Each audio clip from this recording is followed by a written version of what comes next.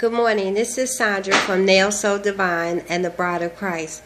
I just wanted to come on and pray this morning for some of the sisters who do nail tutorials.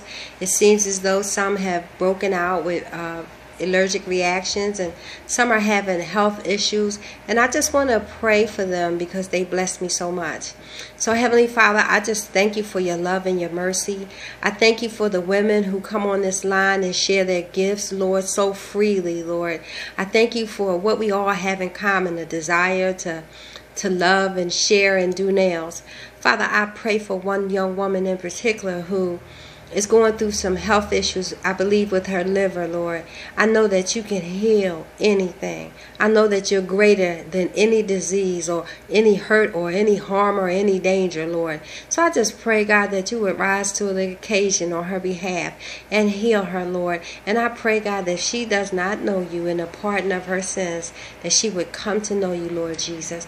I pray her strength on her family, Lord. I pray peace in that family, God. And most of all, I pray hope. I pray, God, that she knows that if she worries, it'll only make matters worse. It'll put a toll on her body.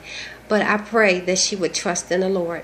And I pray, God, that you would protect us all and keep us all. In Jesus' name, amen. Bye.